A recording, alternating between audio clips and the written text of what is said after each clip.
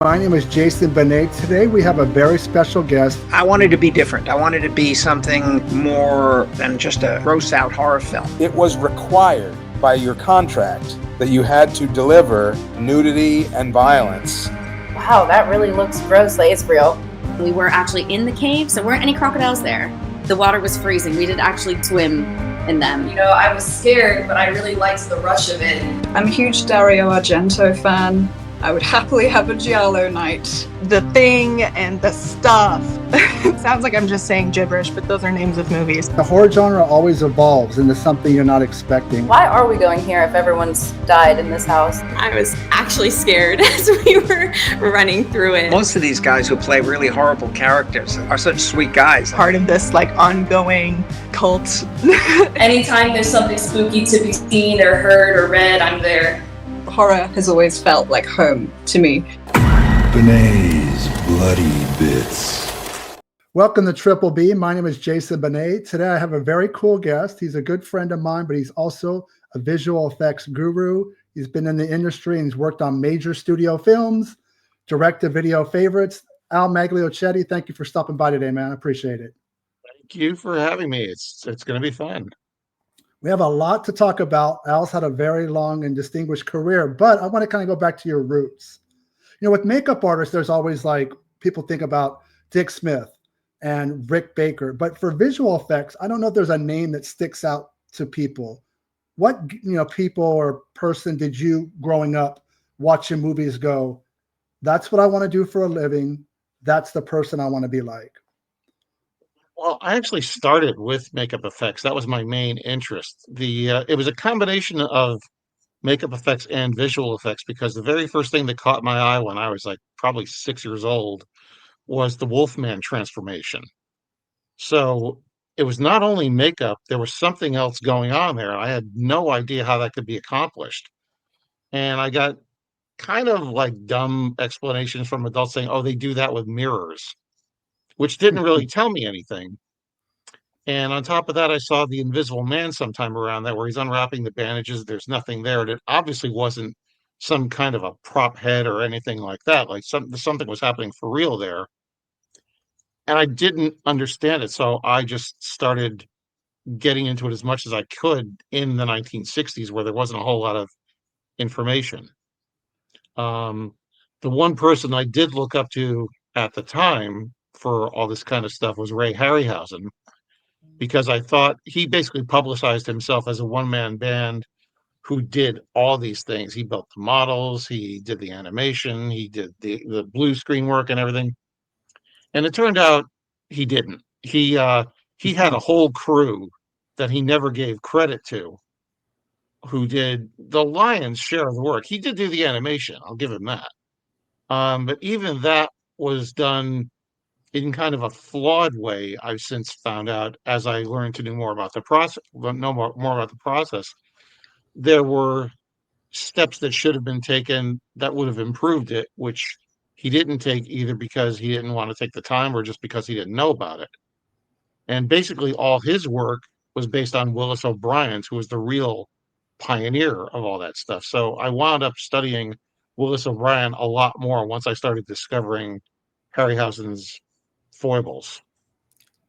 That's interesting. So he gets a lot of the credit, and now you're bringing up somebody that I've never heard of, but he's kind of like pulling an Elon Musk. Somebody else is coming up with some great stuff, but he's the one that's kind of taking all the credit. Well, Willis O'Brien was the genius behind King Kong, the original. And he did a film called The Lost World 8 years before that, which was a silent feature. That was the first feature film that I know of with dinosaurs and all kinds of stuff. It's really incredibly done. They literally have a brontosaurus or an apatosaurus, as they say today, running around in London, causing traffic accidents and all this stuff. It's just truly mind-boggling for what they couldn't do in 1925, which is when it was made.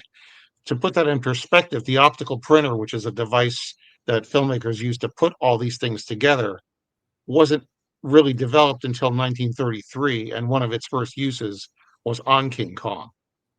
And it's a big giant machine that weighs about as much as 5 pianos that combines several pieces of film so that all these different elements of imagery winds up onto one single strip of film. So you know kind of where you want to go, but this is the 1960s. There's no internet. There's no cell phones. How do you even go? Is there a school? Do you just do it yourself in your garage? How do you even like break into like the industry at that young age in the 1960s? That would be very difficult. Kind of like, I don't know. It's just mind boggling, really. Well, part of it too was what made it even worse was I lived in a very small blue collar town where all the other guys were into sports and I wasn't. I hated sports. I still hate sports. But I was more, I didn't realize this at the time, but I was more of an artist. I was very creative. And that was actually kind of frowned upon in that town. Like, you get swatted across the head going, stop daydreaming, buckle down, learn how to work in a factory, learn to punch a time clock. And that just wasn't me. And it led to all kinds of conflicts just because I didn't fit in with any of these people who are basically drones. I mean, that's what you were brought up to be there. So I did wind up getting when I went from 6th grade to 7th grade, my present was I got an 8mm projector used that my parents picked up for a couple of bucks. And I got my first Super 8, or pardon me, regular 8 Castle film, which was Frankenstein meets the Wolfman. And to put that in perspective, they used to sell little sections of films that went either 2 minutes or 10 minutes roughly long. They would sell these things in department stores in the camera department, all different kinds of titles. And some of them would have this awesome box art on it that you just, as a little kid, you would drool over these things. But they're relatively pricey at the time. The cheapest one being $3.75, which I looked it up recently. It's roughly the equivalent of about $29 now for 10 minutes of a film. So it wasn't actually the most easiest thing to learn from, but I literally would save my pennies. Every time I would get a few bucks, I would go and buy one of these things and I would start studying them. What is the first either movie, stage production, television show? Like, what years were we talking about and what was the project? Of what that I did? Yeah, the first thing that you worked on when you finally ready to, okay, I want to be in the industry. I want to do movies, television shows. What was the first project you worked on? Okay, the first professional job I was, believe it or not, 12 or 13. I was called in by a local studio in Connecticut. They used to do industrial films, and they were doing a film for Johnson and Johnson on their new product line for whatever bandages and stuff they needed to demonstrate it on film. So to demonstrate these products, they wanted to recreate some wounds on a victim. So somehow they got wind of me. They actually, the guys who owned the studio lived around the corner from me, so they knew about me because I was always terrorizing the neighborhood. But they wound up getting a hold of me, asked me to come down and see if I could do this. And by then I had a little makeup kit with collodion and colors and all these things. And they basically had me put scars and wounds on various people so that the doctors could then demonstrate how to use these products. So let's jump to the 1980s. Obviously, movie business was booming, especially horror, science fiction, fantasies, and you got to work on a masterpiece of 80s horror. I'm just joking, folks. I'm talking about Spookies.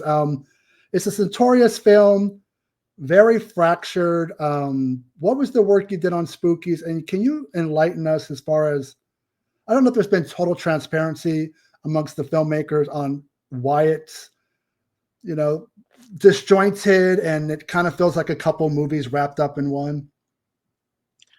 Well, there hasn't been any transparency from the actual filmmakers because basically they're trying to save face and put the blame on somebody else completely, when in reality, it was probably 80% their fault. It started off as a project called Twisted Souls, which I still have the original script of. If you ever want to read it, I will send it to you. And let me digress a minute. They were originally they I got involved with them for a project called Hellspawn, which was a pretty good script. It was very ambitious. It had some cool effects, and they decided they wanted to shoot a 16 millimeter trailer, basically, which was kind of the way to raise financing at the time, with some makeup effects and some animation and visual effects, and basically some character parts too, so that they could show it to investors and try to get some money. In so doing, we did shoot this thing. The makeup artist was Arnold Gargiulo, assisted by Gabe Bartalis, who I met at the time. I think he was about 16. And we all got together and did our respective things. One of my shots was I had to do this weird animation thing. The film itself was basically about a guy who broke out of an asylum who happened to be an actual demon, not in a Michael Myers type of way. This guy was like literally demonic from hell. And he finally decided, okay, time to bust out. And that's basically the story. Um, I had to do this scene where the door flew off the hinges and this burning ray came out. And Arnold did a makeup on Peter Iacillo from Spookies. And we shot all this stuff. It turned out very good. I was in the middle of doing the animation. Almost, actually, I was done with the animation. I was about to put it together because the school I went to had gone to a few years earlier had a 16 millimeter optical printer where I could shoot all these different elements and then put them. They would loan it to me, put them together on this machine, and I was going to give the footage to these guys to put in their coming attractions thing. And in the middle of all this, before I finished, they had me come to New York and talk to an investor, a guy named Michael Lee, who came over from England, and he wanted to talk to them about possibly financing this movie. And we met. We got along very well. The guys seemed pretty together. And that was the last I heard for months. And then finally, earlier, and they actually told me to stop work on the Hellspawn thing because they didn't need it anymore. So I got it 90% of the way done. I never got to finish the actual shots because they pulled the plug. So a few months later, I got a call to come to this place, this location in New York. They want to talk to me about, the movie. They got their financing. So I drove to New York expecting to be working on Hellspawn, and they threw another script at me, which was called Twisted Souls, which I went, what is this? We never even discussed this. They said, well, read it and see what you think. And I couldn't even take the script home. They wanted me to read it like right then, right now. So I went off into a room for, an hour or so. I read this thing and I'm just like, there was an effect on every single page, practically, either a makeup effect or a practical effect or an optical effect. It was just like all this insanely expensive stuff. And I said, what kind of budget do you have on this thing? And they said, oh, $250,000. And I asked, well, you got a lot of optical effects in there. How much did you pencil in for my budget? And they said, well, we put you in for 10 grand. Now, to put that in perspective, at the time, $10,000 would have taken care of one or two shots. That's it. They had probably close to 60. And I don't know why they didn't actually take the time to try to budget this thing. They certainly didn't discuss it with me, but they'd seen some of the stuff I had done that they thought was like, well, he could do it. He can do anything. And I can do a lot, but I need to have a budget to work with. And that's the problem. Plus the fact that everything they'd seen from me so far I could do for dirt cheap because I'd done it in 16 millimeter and I had access to a 16 millimeter printer. Like I said, this was going to be done in 35 millimeter. I didn't have any 35 millimeter equipment. We would have had to rent it or buy it or whatever, which is hideously expensive. And for some reason, they never thought of this.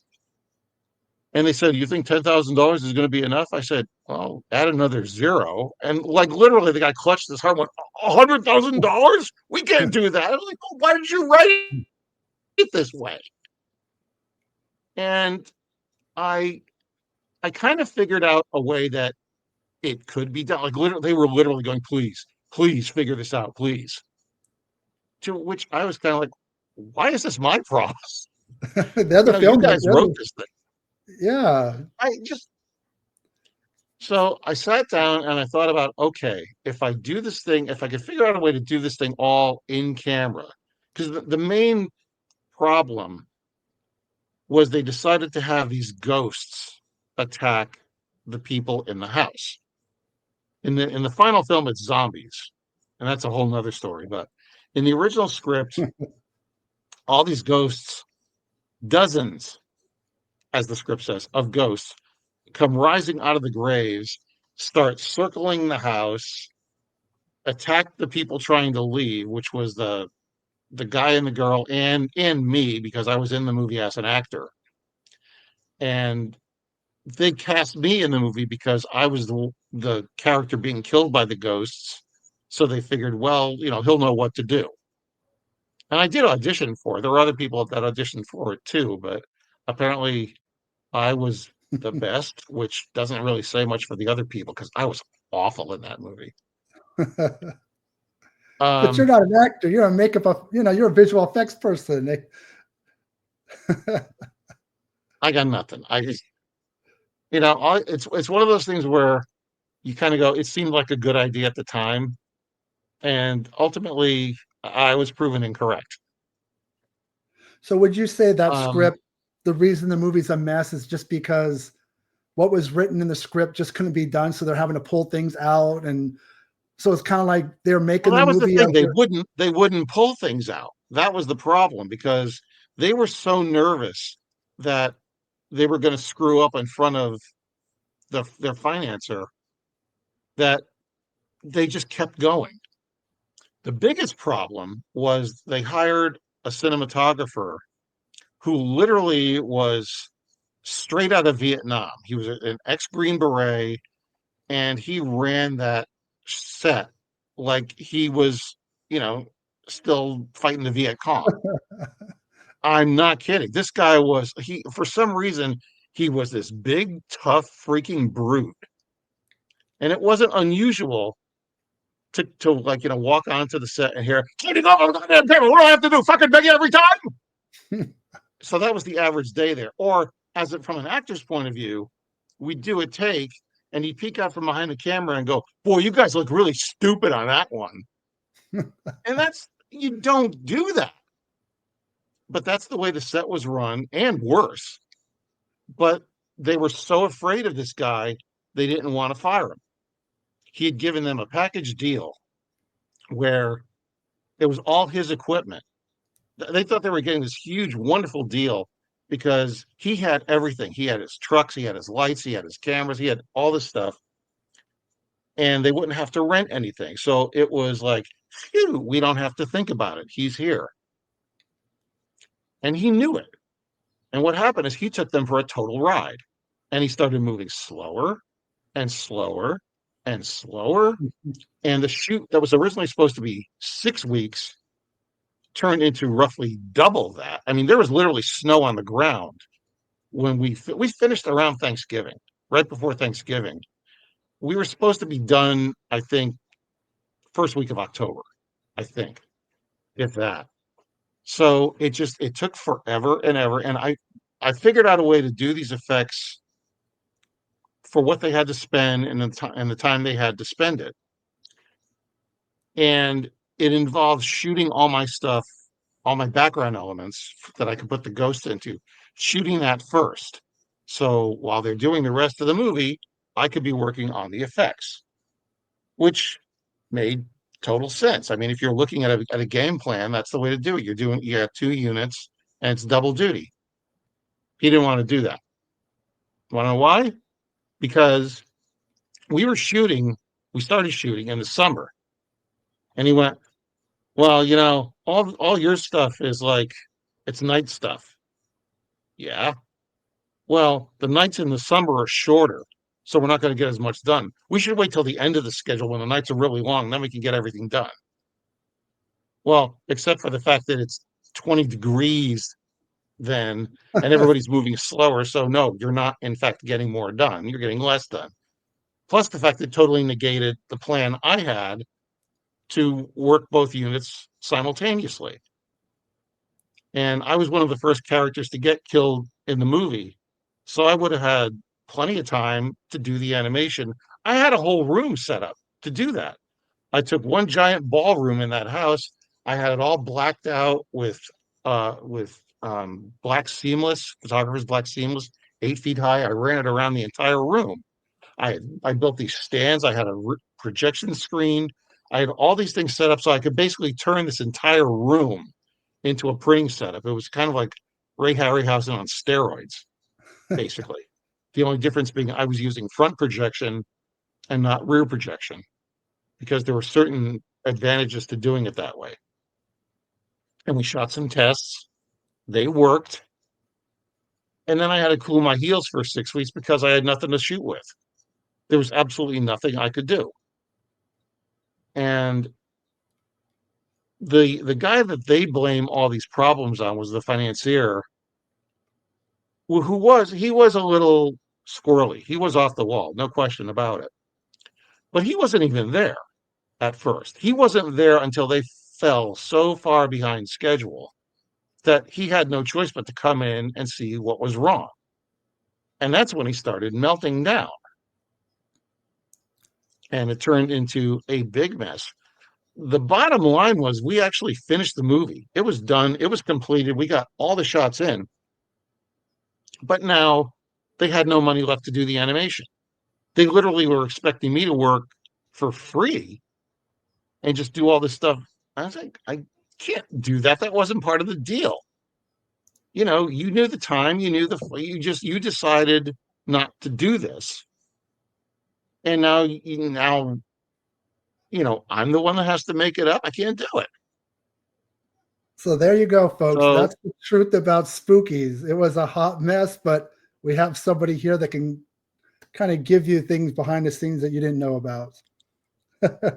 Where it got weird was they kept making excuses to the money guy, and he finally had enough. We were in the editing room one day in New York City, and he just blew up and started screaming, and like literally just like stomped out. And we all just started laughing because it was like, okay. I mean, there was a semblance of the film together. There was a rough cut at that point. They had a very good editor, and it was coming together very nicely. But what started happening is noise got around of what was going on. And he started panicking, the money guy. So he started talking to anybody like, can anybody get me out of this? And some of the people who heard him were porn people. And I've worked on adult films myself. There's some very good people and there's some very bad people. These were very bad people. And they decided like, ooh, we can like use this as an opportunity to get our own stuff going. So they convinced the financier that they could fix this whole movie. They just had to like put them in charge and they would take care of everything. What makes this particularly ironic, and I left this out at the beginning, I probably should have said this first, was the way they met this financier in the first place. He got wind of what they were doing in New York. He asked one of the producer directors to come over to England and visit a film called The Anger, which he was currently producing. This is before Spookies. And Tom Duran went over to England to evaluate the footage and see how it could be fixed because it was in trouble. And Tom saw the opportunity to go like, ooh, I can take this for myself, and declared all that footage a disaster, that it should be thrown out, and the financier should give this guy his money, and they'll write a whole movie for him and do it from scratch. And that's exactly what happened at the end. So it was a total poetic justice.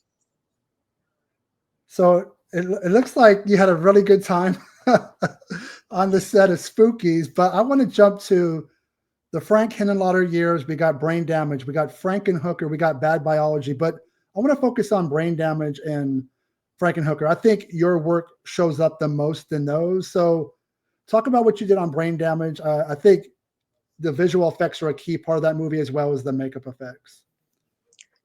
Brain Damage, I'd actually I got a hold of Frank. I literally just like pulled his number out of the phone book and called him one time after Basket Case came out because I heard there was a lot of censorship issues.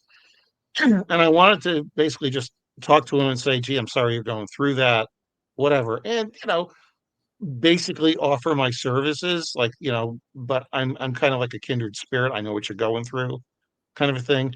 And we talked a lot longer than I expected to. And I didn't hear anything for a while.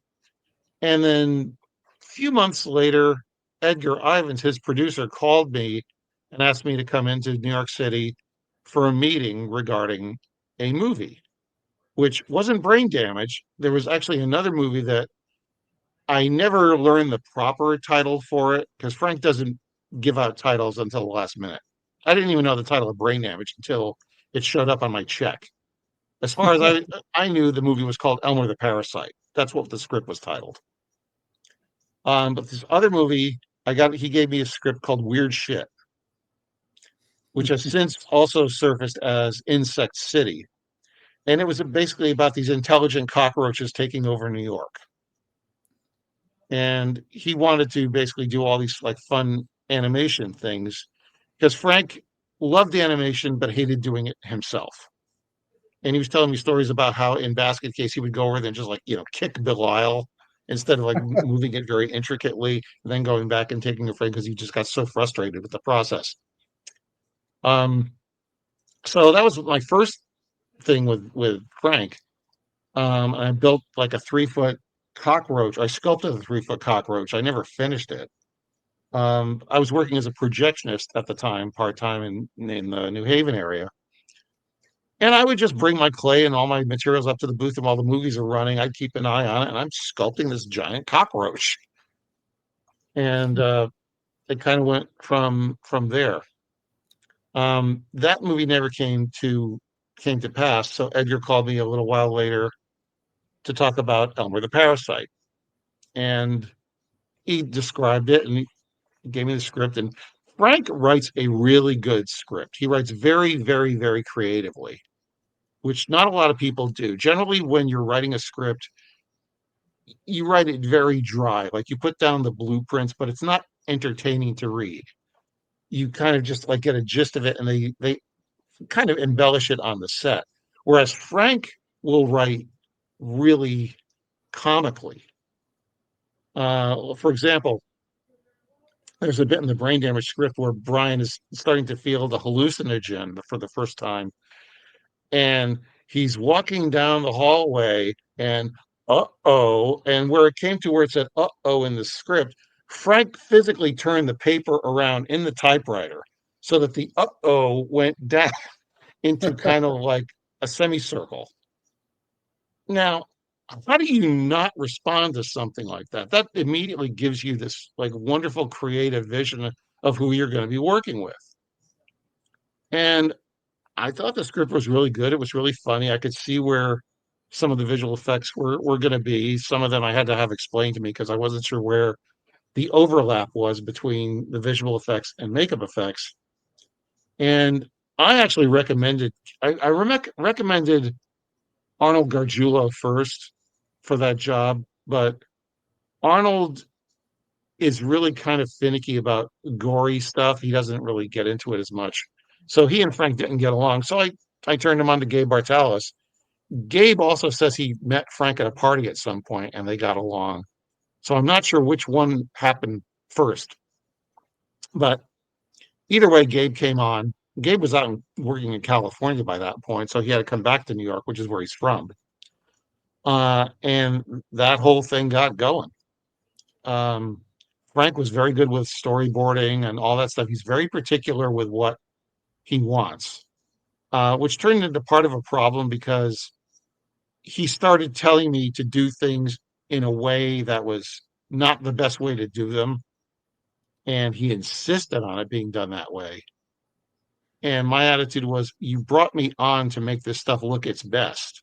Let me do it my way. And push came to shove, and it got a little frictiony there for a while, unfortunately. Well, it's interesting how they want you to do things a certain way, but they don't know how to do it. So they hire you to do it, but they don't want you to have your input because you're the expert. That's why they brought you in.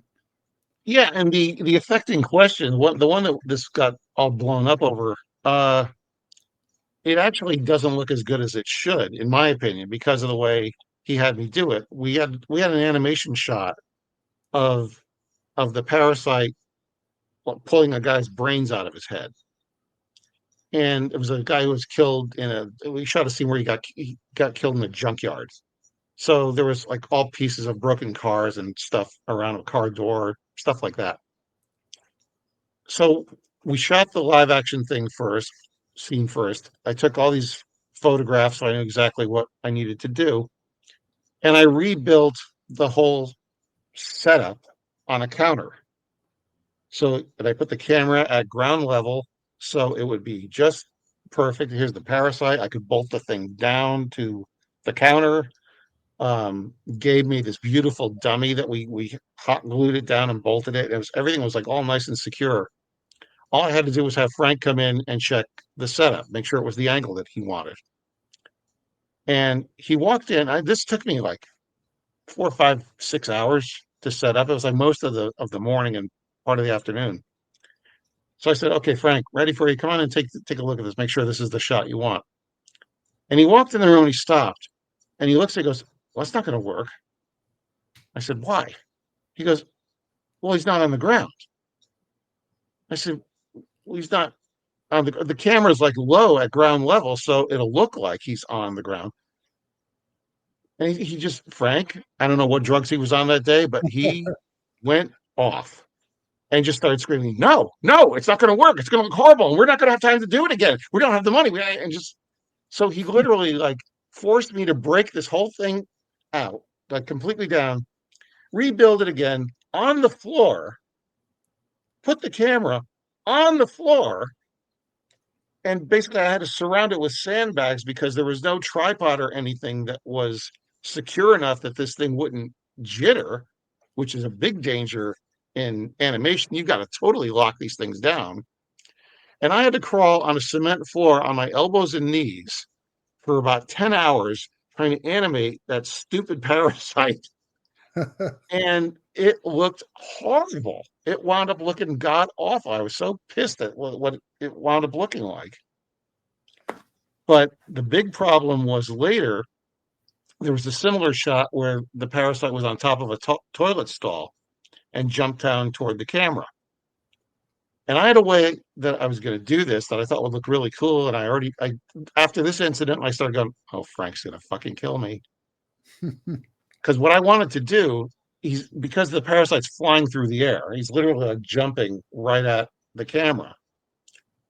I had the guys build the set on its side so that the top of the toilet stall was this way. And what I could do was bolt him to the toilet stall there. And then when he started to jump, the camera was looking up at him this way. I would lower him toward the camera so he's blocking the wire that's suspending him. So I don't have any wires and stuff coming off the side that are going to look stupid. He's physically blocking his wire, which is basically what they did in a shot in 2001: A Space Odyssey when Bowman is trying to get into the airlock. They built the set vertically and dropped him down, so there's no wires suspending him other than the one that his body is blocking. Same exact principle. And I built the whole thing, and plus the fact that I could as I lowered Aylmer, I could leave the camera shutter open and it would blur, so it wouldn't be like all stroby like a lot of animation is. You'd actually get a motion blur on it. So it was a really, I thought, a well thought out setup. It covered like all the bases and eliminated a lot of the problems. And Frank took one look at it and freaked, just freaked. He could not wrap his head around the fact that it's going to be this way. And we just, he started screaming at me, and I said, Frank, get out. And I started screaming out, like, Frank, get out. And it turned into me just, I lost it. I just bellowed at him, and he wouldn't talk to me anymore for the rest of the movie, period. But he did talk to you again because Frankenhooker, which I think is kind of like this ultimate midnight movie, it's kind of bringing old school and at least new school at the time, kind of like, you know, Frankenstein's monster meets this horny movie, but your visual effects are kind of the key. You know, there needs to be electricity, there needs to be lightning. Do you have a one moment or shot from Frankenhooker that you're like, that was a dream come true that I got to do that? I didn't almost get to do that. Frank was still not talking to me. They shot half the movie. Oh, he was pissed at And you. I was not on it. Gabe was. There was something. Edgar finally called me. Like, they literally were 3/4 of the way done with the shoot before I finally got the call to go to New York. They'd blown up the hookers already. They'd done like everything. And I guess they couldn't find anybody to do this stuff affordably. So I was begrudgingly called in. I met with Edgar. Frank wasn't talking to me. And we discussed like how much it would cost to do this. And while Edgar and I are in the meeting, Frank came running in with a handful of sparklers, like 4th of July sparklers, stuffs them in Edgar's face and goes, "What's I supposed to do with these?" And it turned out the story was they kind of like shot their budget on the hookers blowing up scene. So during the creation scene, they had no money left to do any pyro. So there was not, Frank wanted, like, you know, spits and sparks and stuff like that. And there was no money left. So all that was left was sparklers, and that's what they planned on sticking around the lab. And he freaked. At the time, I actually held a federal pyrotechnics license. I was able to get that I took a guy from Alcohol, Tobacco, and Firearms out for breakfast, explained to him what I was doing. He went, "You're not a terrorist here," and handed me a license, because you needed a license to buy the materials. And as long as you weren't buying giant bulk and storing them or anything, they didn't care back then. So I kind of went, Frank, I've got materials at home that I could do what you're talking about. Do you want me to take it? And Frank just like whirled at me and goes, "Fine, be here tomorrow," and stomped out. And that was like all he had talked to me at that point. So Edgar kind of looked at me and went, "Well, how much are you going to charge for this?" And it's like, it's not really going to cost me. I mean, you know, pay me for the materials. It'd be like $50. And it's not that big of a deal. And I left to go home, and the production manager came out and put his arm around me and goes, "I heard what happened. I'm not going to let you work for free. Let me give you $300. Okay. So I went home and I spent most of the night building all these little like things to take to New York the next day. And I did it in such a way that I set it up so you could do 2 takes, one after the other, with very minimal reset. So all I had to do was like switch a couple of wires and we were fine. And came on the set, did it, set up for a second take, did that too. That was it. And I went home. And Frank still wasn't talking to me. So it wasn't until I got up to, I took the job. I did get the job for the animation and all, obviously. And I took it up to Canada. There was a place that I'd worked with up there called at the time called Light and Motion that I'd done a TV show, couple of TV shows there. I worked on a show called My Secret Identity, and I worked on the War of the Worlds TV series. And I also done the Friday the 13th TV series, which Light and Motion was involved in, but we were like two separate entities at that point. So they called me up for those two TV shows. They were kind of going downhill. They were in financial trouble. And I thought, well, maybe I can use that to my advantage. So I called them up and I made a deal with them to basically provide cash flow with this job with Frankenhooker. And I told them, I'll do everything myself. It's a union shop, so you need somebody to run the optical printer, which I couldn't do anyway, and the animation stand, which I could do, but they needed union cameramen to be able to do that. So those were the only expenses they were out. I said, other than that, just give me paper to draw and supply the film. And they agreed, and they came to a budget with Edgar. It worked out. I went up to Canada. I started drawing. And the very first shot I did was the last shot, effect shot in the film, where Elizabeth is coming back to life the second time, where the electricity is like in her, coming through her electrodes. That iconic shot that you see all over everywhere. Turns out that iconic shot was one of my outtakes because the printer operator left a filter out, so it's a little bit bluer than it should be. So I took the film and I gave it to the publicity guys, literally 35 millimeter film out of the optical printer, and they just blew it up and used it all over the place because they thought it looked cool. But that was the very first shot I did. And I spent one day drawing, I think, 350 frames just of electricity. And I burned in the lens flares and all that stuff. And I put the shot together and I sent it down to New York. And the phone rang once I got it. And it was Edgar going, Frank wants to talk to you. I'm like, oh boy, here we go again. Gets on the phone. Yes, Frank. He goes, this shot you sent down, are they all going to look like that? I'm like, yeah, that's kind of what I had in mind. What do you want me to do? My God, oh, it's gorgeous. That's the most amazing thing I've ever seen. You could do this. And like freaking out. So all of a sudden I was forgiven for all my sins because I finally got to do things my way.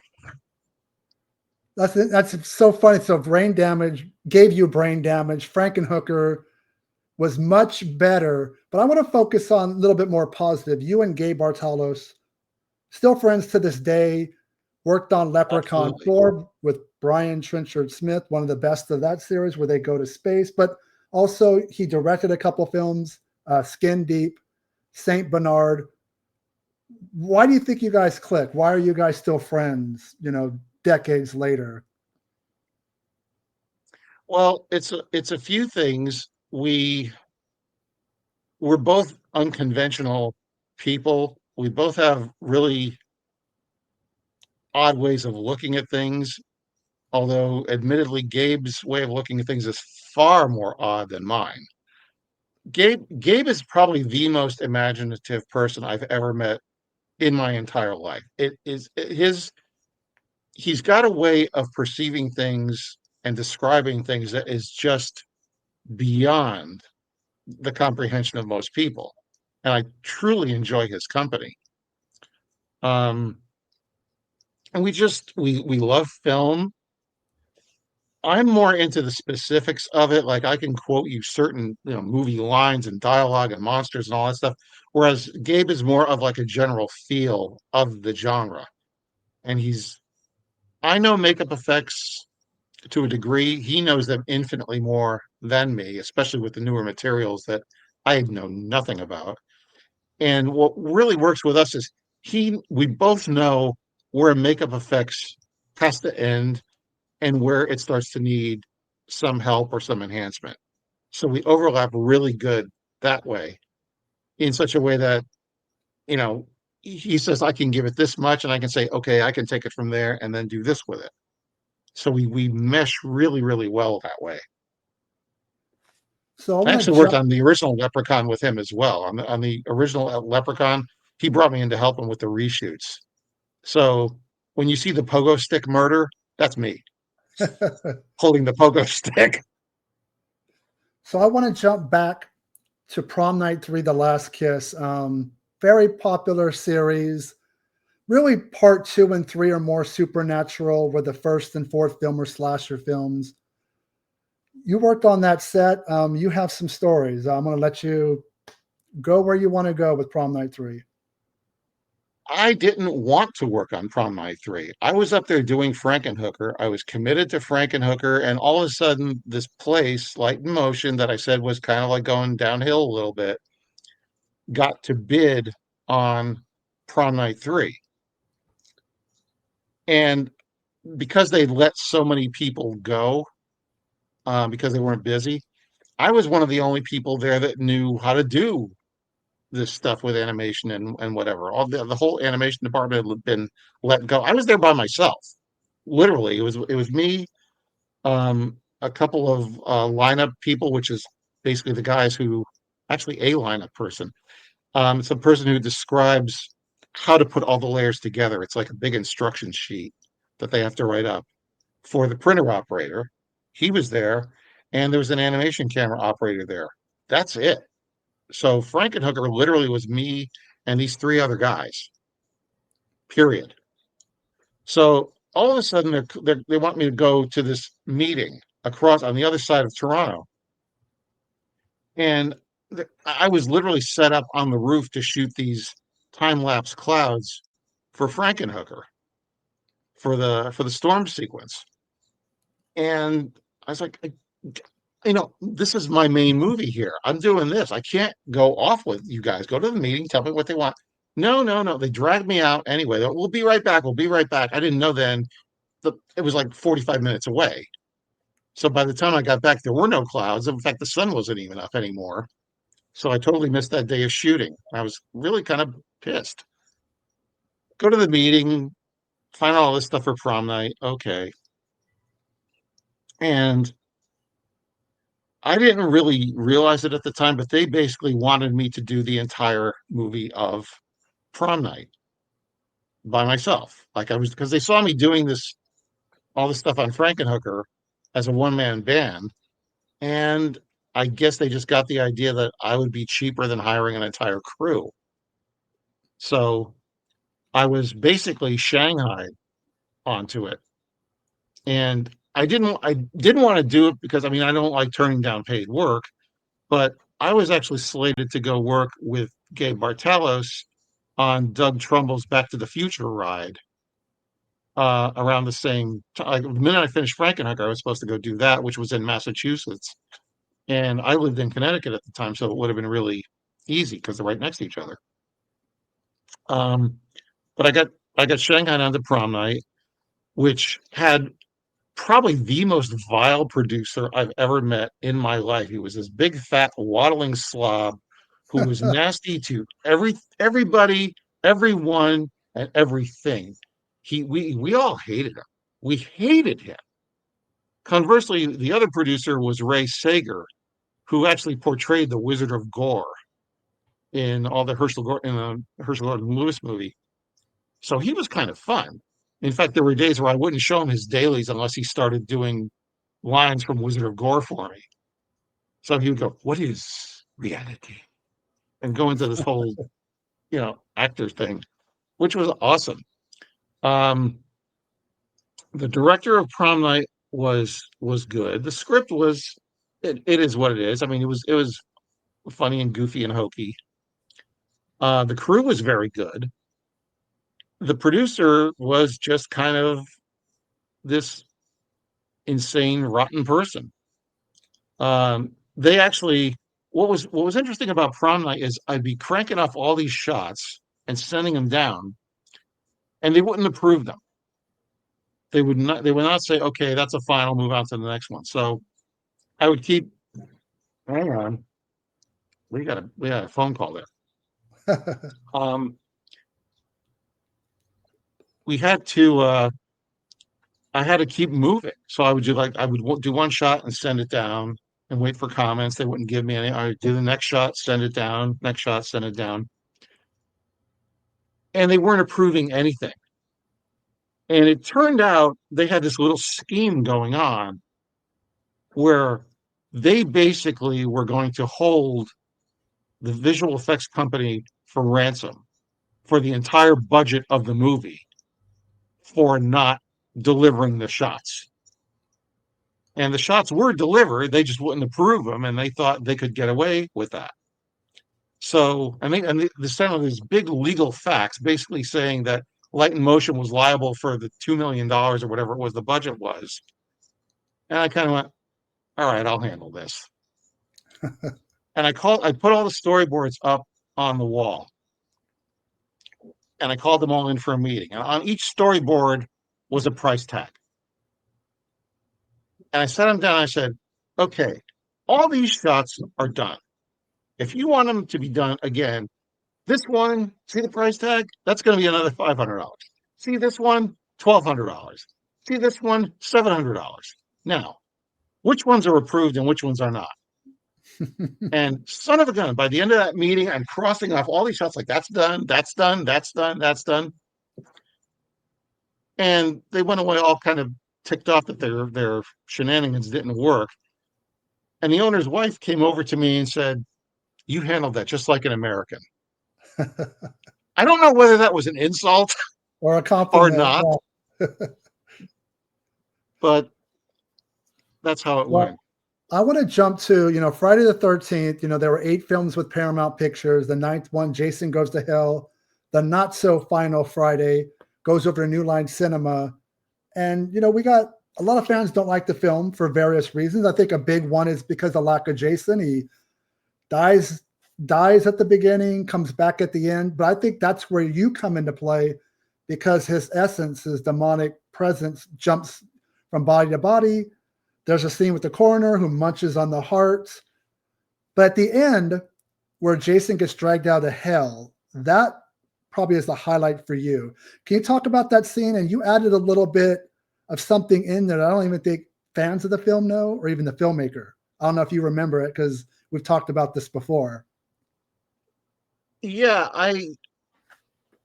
at the end of the film, the powers of heaven, or whatever you want to refer to them as, this beam of light shoots down and hits Jason, and all of a sudden all these weird little light bursts attack him, and it weakens him, and he's basically sucked down to hell with all that. And because it was supposedly the power of goodness or God or whatever that was going to be doing this, when the light beam shrank down after Jason had gone below the surface and it broke up into little particles, I added for a couple of frames, I added a cross there. Just a little, I basically did it for a religious friend of mine back in Connecticut who totally gets off on horror movies. So I put that in just for him. And it's there. You can see it if you look for it, but it's not really essential. I mean, has your opinion, I know the last time we talked, you're not the biggest fan of it. Has it softened over the years? I've always dug it. I don't know if it's come around in the Halloween series, Season of the Witch was always hated. And now some people consider it one of their favorites. Do you think Jason Goes to Hell has made that turn or not really? I don't really have a perspective on it. I think, to me, it's one of those films that just doesn't fit in with the rest of them. All of them follow a pretty standard formula. And this one takes a right angle turn into just something else. It's more like the other New Line film. I was going to say some people can accept it and some people can't. So it really depends on your perspective. It kind of plays like The Hidden, another New Line Cinema film, that kind of body hopping. I don't know. I guess when the series gets, we mentioned that to them when we were shooting. We said, aren't you worried that you're ripping off The Hidden? And the writer said, what's that? I'm like, oh, come on. And supposedly he had no idea what The Hidden was. It's a fantastic I film. I got nothing. I mean, it's possible how you could not know The Hidden at that point because it was pretty popular. I don't know. Well, I want to jump into, the years of DEG, De Laurentiis Entertainment Group. I really do miss that era. You worked on King Kong Lives, you worked on Trick or Treat, but I want to focus on when Dino passed away. You were very fortunate to attend his funeral. Can you talk about what that was to remember him and the people that you saw? Crazy that were at, that That was you realize how much influence he had over Hollywood when you see the people that showed up for him. that was probably the most amazing group of people I'd ever seen in one place. If they dropped a bomb on that cathedral, like Hollywood would have been wiped out completely. Um, there were people there I don't even know, like executives and people beyond my level of knowledge. I was actually friends with Dino's brother-in-law. I met him down in North Carolina, and we stayed friends through the years. And he wound up actually living not far from me in Burbank. So he's the one that told me that Dino passed, and wound up bringing me into the funeral or the memorial. I actually got Louis Teagan because he somehow got left off the guest list. So I made sure that Louis got involved as well. Because he had And directed, he directed Cat's Eye, right, for Dino. yeah, in fact, he showed me a sequence from Cat's Eye that nobody's ever seen.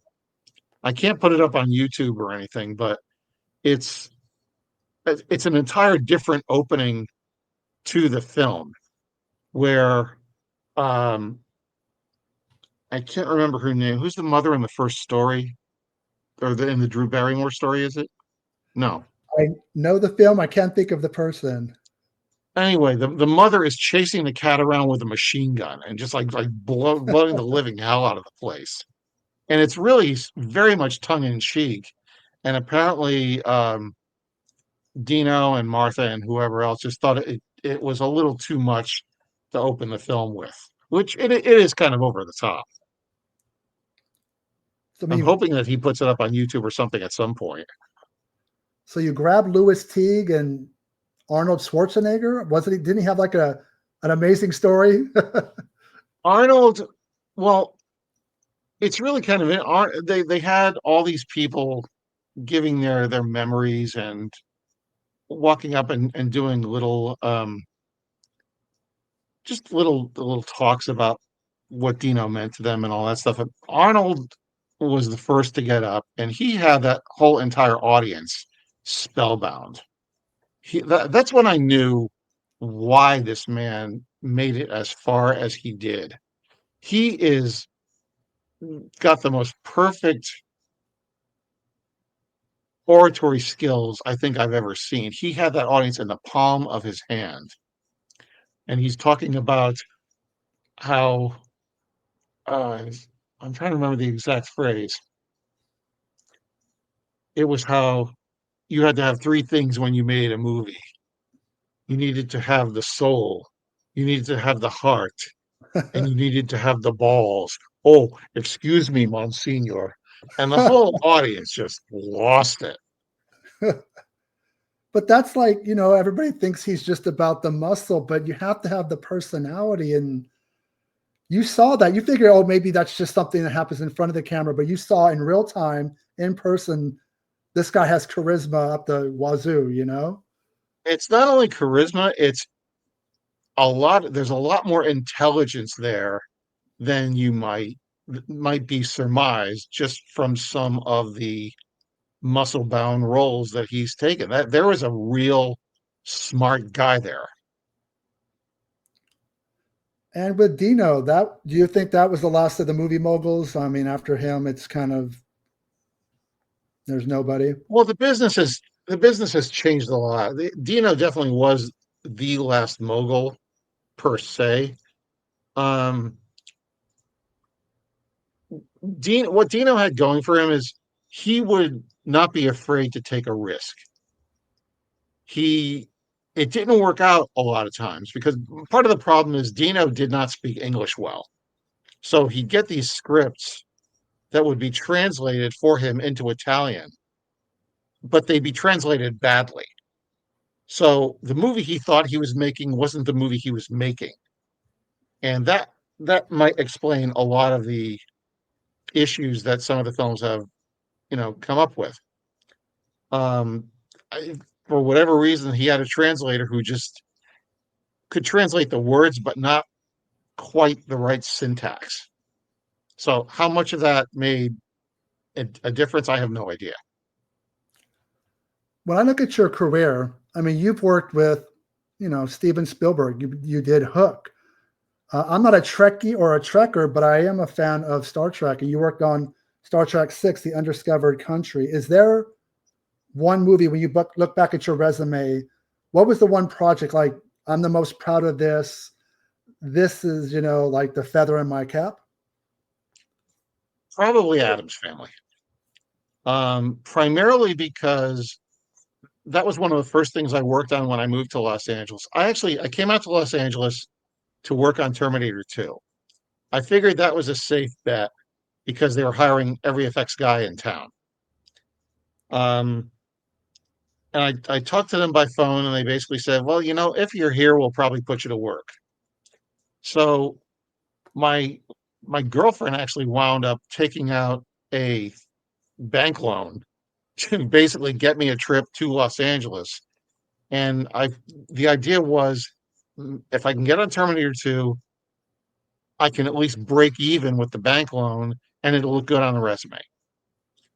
As it turned out, I got here and there was some turmoil on the scheduling of Terminator 2. So there was kind of a hiring freeze on for a couple of weeks. And the guys I talked to kind of went, well, give us a week or two, we'll figure it out. And I was like, oh, great. So I'm just like burning through money as a tourist in Los Angeles. So I had a little portable typewriter with me that was like it ran on batteries. So I started running around town, printing out my resumes and dropping them off at various places. I didn't even have a phone out here. I had a message service that I subscribed to. And after I think 2 or 3 weeks, I got a call from Peter Curran at VCE to see about coming up to work on The Dark Half. And I met Pete before. I was out here in 1984 doing in fact, it was right after Spookies.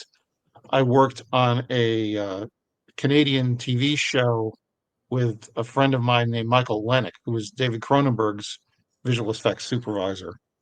And Michael did an episode of the Canadian equivalent of Nova called The New Magicians and wanted me to come out here and work on it with him. So on my own dime, I came out here for a couple of weeks. And he made the rounds of all the shops.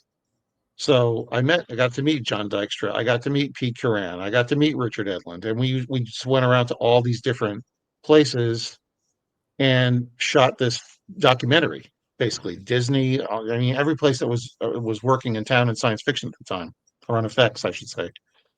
So I knew Pete, and they called me in to work on The Dark Half, which I started doing, and it was a night shift thing. So I was working from, I think, midnight till 6 a.m. or something, just doing the split screens between the two Timothy Huttons and all that stuff. And Addams Family was going on at the same time. And with Addams Family, they'd stopped production because Orion, the film company behind it, ran out of money, went bankrupt in the middle of production. So Paramount took the film over, when without missing a beat. They had the script rewritten and then rewritten and then rewritten again. It was rewritten 6 times. So the original Addams Family script bears kind of not a lot of resemblance to what was originally filmed. They changed the whole ending, completely different. But they're still shooting, and Paramount liked Thing, and they wanted more shots of Thing. And as I'm working on The Dark Half by myself, well, not by myself. There's a few people working with me, but on the night shift, I was in the building all by myself, is what I meant. I would see the pile for Adam's Family's shots getting higher and higher and higher and higher. And there was a big backlog on all these thing shots. And I thought thing was kind of cool. So I went, you know what? Let me see if I can do some of these. So on my own time, I stayed late a couple of nights. I reorganized them and I did one or two shots on my own just to get them out of the way. I just wanted to like prove myself. And they came out good. So I started getting assigned all the thing shots. So 98%, no, not 90, pardon me. I meant to say 80, about 80% of the shots of thing in the movie are stuff that I did. It's all hand traced, it's all rotoscoped or split screens. So I'm glad you brought up The Dark Half because you got to work with George Romero. I think it's undervalued in his, filmography. You also played a zombie in Day of the Dead. So you kind of been in front of the camera, behind the camera, worked with, low budget films, studio films with major theatrical releases. What are you doing now? Are you still working with your company, Eye Candy? What you have any projects? I'm not doing visual effects. I kind of got out of visual effects just because there was, number one, there was too much competition. And number two, the producers were asking for way too many freebies. And number three, the technology, you really have to chase it to keep up with it. And the minute you buy something, it's obsolete and you got to buy something else and something else. And it gets to be this bottomless pit. When we were doing things in the old optical days, if a producer wanted revisions or wanted to change something or whatever, they had to pay for it because you're burning through extra film. You've got to have, extra people on the payroll to do it. And they understood that any little tweak is going to cost them money. With digital now, producers have gotten into the habit of, if they don't like it, they want you to do it again and do it again and do it again and tweak it ad infinitum, what we call pixel fucking. Until they're satisfied with it. And companies have gone bankrupt from this. This is why you see places like Rhythm and Hughes went bankrupt and they won the Academy Award because the producers will not pay for this extra work hours, but they want everything changed. And for some reason, the companies let them do that. And in my contracts, when I was doing this stuff, I would put in revision fees. You get one chance to change stuff, and that's it. Everything after that is you got to pay for it. And producers didn't like that. They wanted to be able to basically make you work for free forever if they so desired. And for a small business, you can't do that. I want to recommend to people Dark House, film that you did with Jeffrey Combs, where he's kind of like a William Castle type. There's a lot of visual effects in that. That's available on disc. But Al, it's good to see that you're still doing well. I love your background. I love your little, I don't know if it's in your house or a studio, but it's cool to see that, you're still a big kid at heart. That's kind of, I think, why people like you and Gabe or even me, we're all cut from the same cloth, so to speak. We all grew up as fanboys and reading magazines, and now we're in this digital era with things like YouTube. And I just like, it's good that the old guard like us kind of still talks about these films. I think that's why I love interviews and talking about these films. Whether people enjoy them or not, that's kind of not the point. It's the stories. Stuff that people were on the set. You can't get that from anybody else. So thank you for, stopping in and talking with me. Oh, I appreciate your giving me the opportunity. This has been a whole lot of fun, and hopefully we can do it again sometime. And hopefully people that watch this that actually work on physical media, 4Ks and Blu-rays, please get Al to interview him.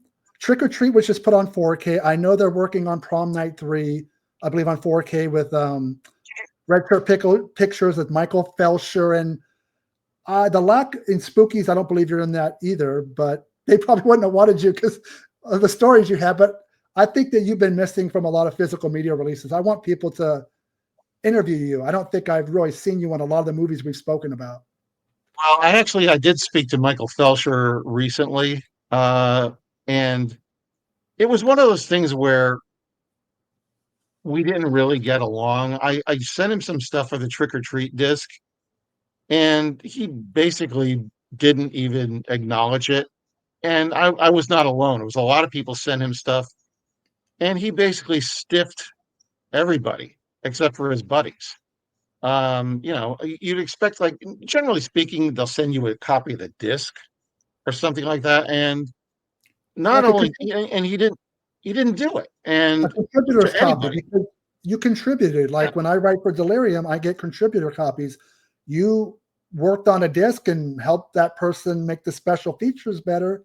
At least send one copy, not a couple. Well, and that plus the fact that he was sending them to people who had nothing to do with the movie. And that I kind of went like, why are you stiffing the people that helped you? And he got really kind of teed off at me and wrote me accordingly, and then apologized and said, you're absolutely right. I should have done that. By the way, can you do interviews for me for prom night now that I know you've got all this stuff? And I go, oh.